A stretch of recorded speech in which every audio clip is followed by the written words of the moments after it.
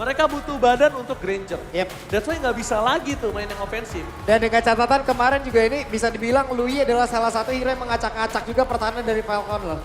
Onyx bisa sampai ke sini, itu juga bantuan Lui yang begitu mengerikan juga. Wah, Tapi sungguh mengerikan. Pak Pulung, apakah yakin RRQ dapetin poin kali ini? Gua yakin banget. Oke, tapi tentunya untuk tenis indoor Senayan, kita gak boleh bergetar. Mari kita tunjukkan jadi sebelum Clan of Dawn. Tenis Barat tepuk tangannya!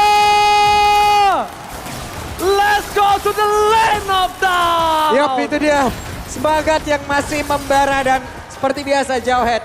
Smart Missile lah yang akan membantu cepatnya pattern farming dari tiap-tiap jungler yang bersama dengan Jawhead itu sendiri. Balik lagi menuju ke landing, ya pattern seperti biasa. Ini akan bermain lebih agresif harusnya. Yap, Kenapa? Karena mereka pede banget ada Jawhead di early. yap. Nah, kalau misalnya Jawhead di early ini akan ngebuat Idok akan menjadi bangsa. Karena kalau udah main di arah mid atau level 4 ke atas, Idok bisa jadi malah petaka. Yap, cuman masalahnya untuk melemparkan Idok ataupun Idok yang akan menjadi orang terdepan terus-terusan ini bukan menjadi pilihan yang baik juga. Dan seperti inilah penampakan dari XP Land ya, masih adu mekanikanya. Ya kalau ini akan agak bonyok sih ya, sampai turtle lah bisa kita bilang. Nah tapi kalau ngomongin di arah Godland, nah ini belajar dari Kelra loh. Gue sempat lihat Kelra itu dia nggak pernah ngabisin Rhapsody-nya. Yap. Dia selalu ketika peluru terakhir yang mengeluarkan energinya banyak, di stop sama dia. Bahkan kalau minionnya udah habis, itu pasti di stop sama dia. Yang paling kelihatan itu apabila dia kayak membantu kayak ngambil ke orange buff atau purple buff gitu. Itu kelihatan banget naik turunnya. Jadi setengah dia lepasin, setengah dia lepasin, setengah dia lepasin. Bakal terus-terusan kayak begitu. Jadi Rhapsody-nya ada terus dan itu adalah salah satu trik ya teman-teman ya. Kalian yang mungkin bermain Granger, kalian bisa menggunakan hal tersebut. Dan belum ada sebuah hal yang memang benar-benar dilakukan juga oleh masing-masing pemain dari tiap-tiap tim ini. Karena dengan ada Turtle yang muncul, dua roamer dari masing-masing tim sudah langsung menampakkan wujudnya. Sudah langsung set up dan siapakah yang akan langsung men-take over Turtle tersebut. Kalau setup kali ini mungkin masih bisa dimenangkan oleh Onyx Philippines. Pertama, lihat dia udah ada Brusco di sana. Idok belum ada Implosion, dia cuma punya Secret Hammer. Dan kita lihat apakah Susujin berani masuk ke dalam. Idok mencoba untuk mengusir sosok dari seorang Kirk. Meanwhile di sana Reset terkena Shadow Kill. Gak ada Crimson Bacon lagi, tapi damage-nya masih belum cukup. Riz masih selamat. Backline-nya bakal coba dihajar selain Siren dan bahkan Susujin berhasil men-take down perpasukan dari tim Onyx Philippines di backline. Gang versus everybody seperti biasanya, tapi Kirk terlalu kuat walaupun harus tumbang. Dan Turtle pertama masih bisa diamankan oleh para pasukan dari tim RRQOC harusnya. Brusco, one last man standing yang gak akan ada jalan untuk pulang. Meanwhile, sosok Super Prince dengan Loi-nya berhasil mendapatkan double kill. Setidaknya at least dalam kegagalan mereka mendapatkan Turtle, 2 poin kill mereka dapatkan. Yap. 2 game tanpa mendiskreditkan hero yang lain kembali. Poveus yang mengambil peran untuk bisa ya. Benar-benar untuk bisa menghabiskan soft skill yang ada, untuk bisa ngezoning player yang ada. Paket komplit dari Poveus benar-benar ditunjukkan di tiap permainan di game yang pertama dan di Turtle barusan. Ya, Turtle pertama memang kalau data juga sebenarnya emang Joy yang punya power akan Turtle pertama. Iya. Tapi selanjutnya ini akan berbahaya untuk Rince. Rince juga harus nyimpen Crimson Bacon-nya. Gak bisa sembarangan. Kayak tadi, ketika udah gak ada flicker, karena Crimson Bacon, dia gak punya jalan untuk pulang. Untung aja damage-nya King Kong itu gak cukup. Belum cukup tadi. Bayangin kalau damage-nya cukup. Rince tumbang, powernya jadi 4 versus 5, itu gak akan adil untuk para pasukan dari RRQOC. Oke. Ini masalah Idok sekarang punya flicker. Idok mau ciptain sebuah momentum ini bisa banget. Secret Hammer-nya berhasil sih. Yes, tapi di depan sana Kirk bakal coba untuk mundur dengan ada Cloud Pathway, bakal coba ditarik-tarik, gak ada yang berani masuk dan itu dia the power of Super Prince dengan Loi-nya bermain dari front to back kayaknya bukan jawaban untuk RRQ. Yap, terlalu beresiko juga Gue kalau gak tadi. menyarankan sih untuk RRQ bermain dari front to back kayak gitu. Flanking adalah jawaban untuk seorang Super Prince sih menurut gue. Terlalu berbahaya juga di depan umum tadi emang benar-benar kalau mau ngambil high loss walaupun tadi belum ada implosion yang keluar, belum ada flicker yang keluar. Modal dengan Secret Hammer, source damage dari rekan-rekannya juga belum cukup tadi, gak mau dipaksain. Sebuah pemilihan keputusan yang cukup baik dari RRQ barusan. Yes, yes. Tapi kalau kita melihat kondisi dari RRQOC, mereka kali ini benar-benar ngasih waktu untuk sosok Toy di head to head di mid to the late game. Mungkin Toy ini bisa menjadi jawaban. Karena ngomongin dari Kelra, selama dia Sky Pisternya nggak aktif banget, nggak benar-benar stucknya banyak, itu Kelra juga bakal akan sulit untuk bisa tumbangkan sosok seorang Idok ataupun seorang Tyrant. Ini pemilihan cukup berani juga loh dari Toy. Toynya emang benar-benar ingin mengamankan ke arah flicker loh. Ya. Benar-benar mukul di flicker.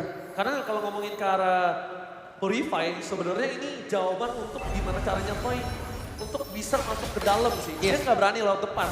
Dia nge-flank lagi. Posisi terbuka di arah Turtle.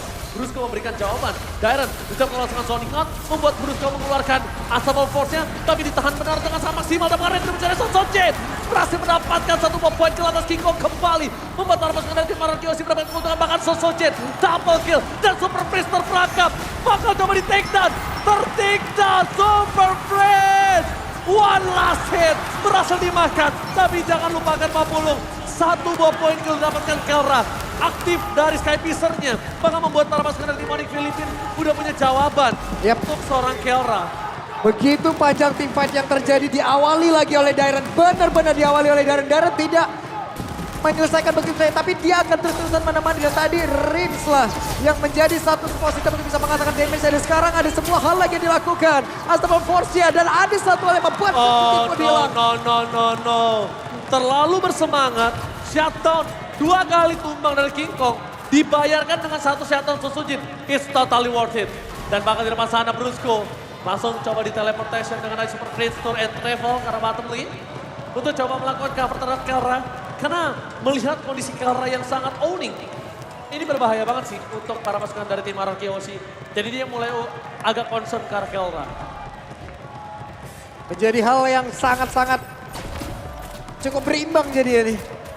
Dari perolehan tadi network yang cukup ya, cukup banyak loh networknya tadi. Dan sekarang hanya bertelepon sekitar 1100 dan ada kesempatan lagi di bagian bawah. Tapi Kelra. Itu dia Kelra. Sekali dari Skypister-nya udah aktif, udah menyala. Dia bakal langsung mengeluarkan jurusnya. Dia langsung ada shadow kill ke arah tengah dan Riz. Crimson Bagel save dari for this time. Dairon sedikit melakukan cover terhadap sosok seorang Riz. Bayangkan gak ada Dairon. Itu sekalipun ada absorb damage dari Crimson Bagel itu gak akan berguna. Dan ini dia, satu sosok orang yang cukup mengerikan harusnya. Dari tim Mararkyoshi udah mulai paham harusnya kalau Kelra dengan Granger, dia safety banget mainnya. Yep. Pasti ada di ujung berung dia. Di ujung burung. Cuman masalahnya sekarang Toy juga ya. Toy bisa dibilang dari sisi leveling Toy sangat-sangat baik sekali. Dia bisa mengamankan begitu banyaknya juga dari wave minion yang ada. Dan sekarang mereka yang memfokus lagi di area Delta Turtle-nya. Barusan dengan Lantern Flare yang memang keluarkan ini dia. Itu blessing duet Frontoy memporak-porandakan backline para pasukan dari tim Onyx Philippines. Sosojin mencoba untuk melakukan eksekusi, tapi Rinsya langsung melakukan following damage, berhasil mendapatkan curve, membuat para pasukan dari tim Mararkyoshi mendapatkan 4 point kill dan juga bahkan tim Onyx Philippines harus kehilangan turtle mereka. What a implosion from Idol! Finally, momentum hero yang kita tunggu dari Idol sudah memberikan jawaban.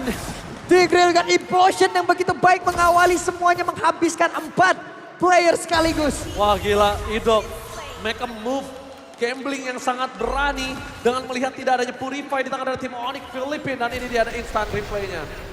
4 player tadi emang benar-benar semuanya kena. Ada beberapa player mencoba untuk kabur tapi semuanya udah on position gitu. Bahkan pergerakan dari Toy yang mungkin cukup jauh. Yes. Let's go langsung blazing duet ya. Itu dia, blessing duet turunan legacy dari sosok seorang Skylar yang diturunkan ke arah Toy kali ini. Benar-benar membuktikan kalau Toy mampu untuk catch up dengan gameplay yang dimiliki dari tim Mararkyoshi. Luar biasa permainan dari tim Mararkyoshi. Mereka tinggal ingat di game yang pertama mereka juga owning. Tapi comeback terjadi. Jangan sampai hal itu terjadi kembali. Dan untungnya Kelra dari Skypicer-nya kali ini udah terkena 1 kali pengurangan. 1 pemotongan ya. 1 kali pengurangan.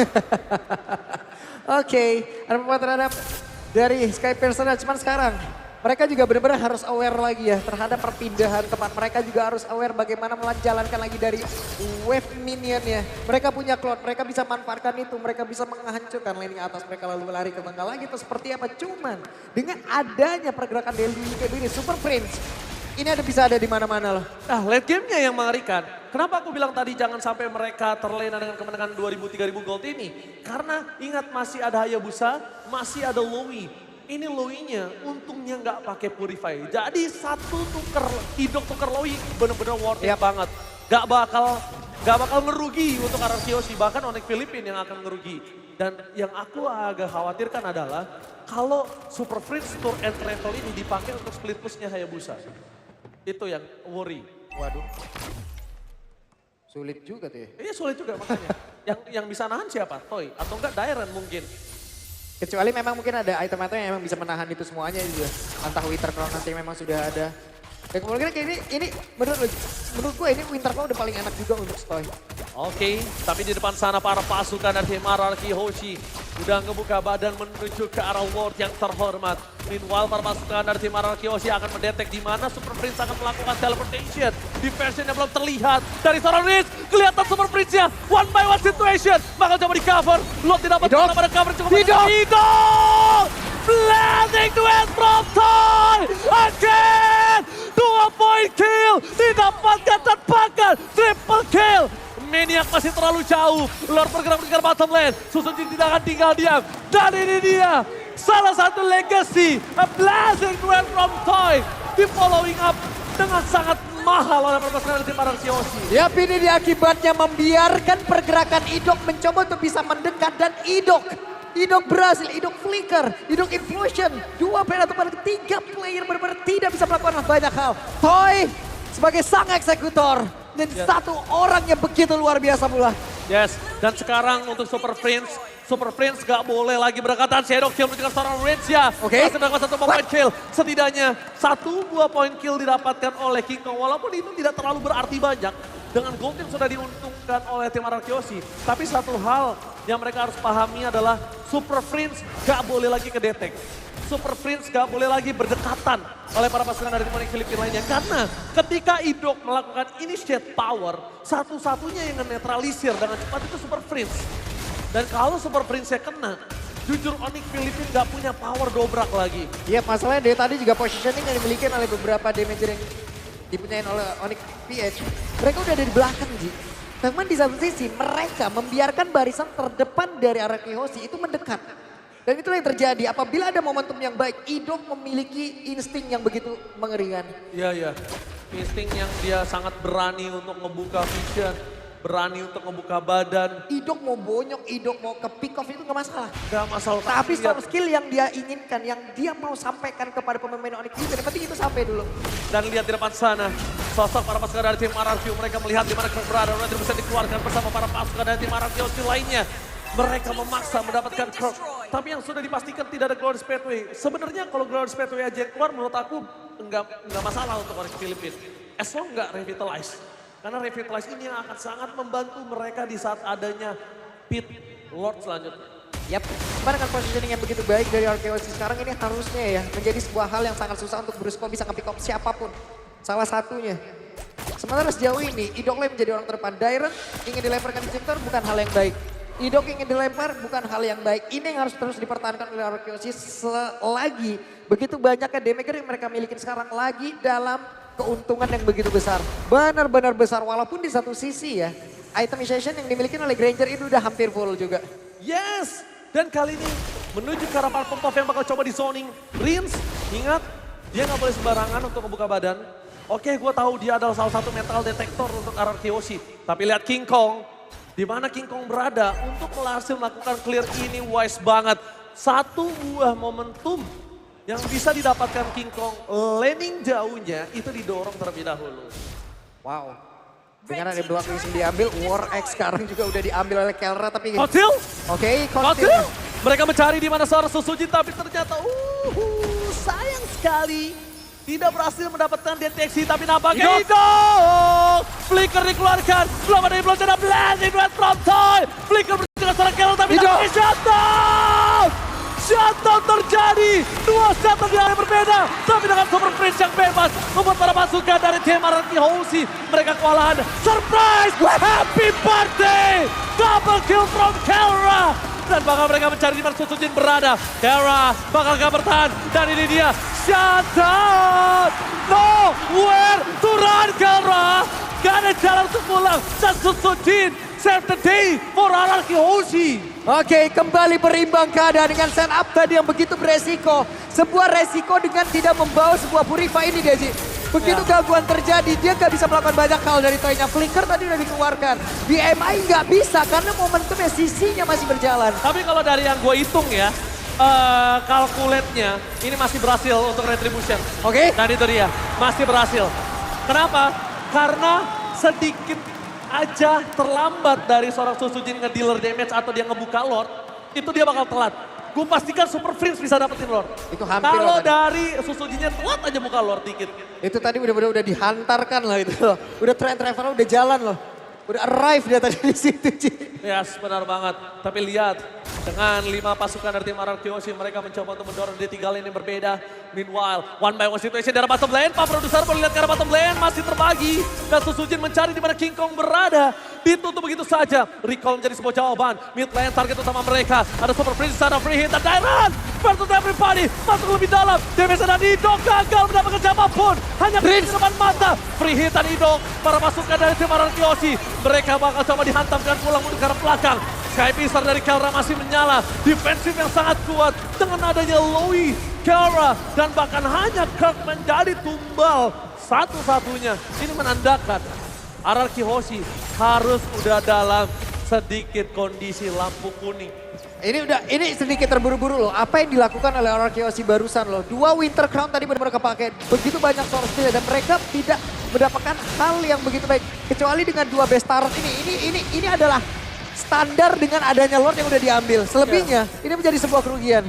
Tapi semenjak adanya Lord yang berubah ya, menurut gua pribadi, Lord yang di 18 ke atas itulah nanti yang akan berubah segalanya. Yap, wajib ditemenin. Iya. Dan sekarang kondisi yang gua lihat, RRQ Oshi udah masuk lampu kuning. Dia udah mulai sadar dengan owning gold yang banyak dari dirinya aja. Mereka nggak bisa nembus ke 3 base turret. Apalagi nanti ketika dari tim Onyx Filipina bakal drag game ini ke late game. Karena balik lagi kalau kita bisa lihat Sky Pisar. Gue nggak tahu ya Sky Pisarnya Kelra berapa. Maybe around 40 something lah. Yep. Harusnya ya. Itu tadi Ji udah gue bilang, dengan adanya Lord tadi yang udah berhasil mereka amankan, dengan base turret yang bisa dihancurkan, itu adalah standarisasi dengan adanya Lord tersebut loh. Selebihnya harusnya mereka bisa mendapatkan keuntungan, entah itu poin kill atau yang berlebih lah, atau mereka bisa mendapatkan hal yang lain lah. Tapi mereka tadi malah mendapatkan sebuah kerugian yang begitu luar biasa loh. 2 Winter Crown digunakan, 2 hero berhasil diambil. Oke, tapi nampaknya dengan ada Council Gaming Torrent Travel Toy! The Toy! Wind of Nature that the Nemo this time! Gagal untuk mendapatkan point kill dengan ada Rose Gold Panther gak bisa menyelamatkan seorang Toy. Tapi Brusco juga tumbang menjadi satu buah korban jiwa. Para pasukan dari tim RRQ Oshi mulai coba mundur. Dan King Kong! Shadow Kill! Sandwich Gaming! Again! Kelra dengan ada permainan Sandwich berhasil mendapatkan 2 dan bahkan 3 pemain dari tim RRQ Oshi. Happy birthday! Super Friends Tour and Travel berhasil mengantarkan 2 point kill untuk tim Onyx Filipina, bahkan 3. Masuk menit hampir 18, awareness yang dimiliki oleh RRQ Oshi mereka harus meningkatkan berkali-kali lipat. Ada Super Prince dengan Luyi-nya, bukan user dari Luyi yang biasa-biasa, tapi ini begitu mengerikan. Dan positioning yang emang mereka lakukan barusan, pergerakan mereka lakukan barusan, ini mimpi buruk banget. Oke, Susujin, damage terlalu sakit, mencari di mana King Kong berada, tapi Kelra! One by one situation! Gagal untuk mendapatkan Kelra, masih ada immortality, satu terjadi, baik time yang dilakukan, tapi lihat Super Prince mencoba untuk mundur dengan Super Prince Tour and Travel-nya. Oke, mereka berhasil mendapatkan Kelra, tapi ada satu Lord, satu objektif yang harus mereka hilangkan lagi. Bukan Lord yang biasa-biasa saja. Lord dengan defense yang Beda begitu ini. tinggi. Ini beda Lordnya. Tapi Toy masih ada Wind of Nature. Masih punya Rose Gold Meteor. Tapi itu hanya mendapatkan Kirk. Tidak cukup worth it. Kikung di depan sana. Bahkan coba melakukan following update. Bahkan Brusco bakal menjadi pada para pasukan dari tim RRQ Oshi. Dan Susujin. Targetnya menunjukkan Super Prince. Gagal mendapatkan satu momen kena blast. Ini from Toy. Mencoba untuk mempora-pora dengan para pasukan dari tim Onyx Filipina dan fokus ke Rabes. Sang Raja berhasil mengeksekusi di game yang kedua. What a play for RRQ Oshi. What a intense team fight from RRQ Oshi. Mereka tidak akan memberikan waktu yang cukup lagi untuk Onyx Filipina bisa membalikkan keadaan karena adanya Lord yang mereka ambil. Mereka ambil resiko tersebut. Mereka tempuh jalan yang sulit. RRQ Oshi, game yang kedua. Wow, gua gak expect banget. Toy berani banget untuk masuk. Berani untuk nge-deal damage karena best turret. Gambling yang dilakukan benar-benar sangat berani.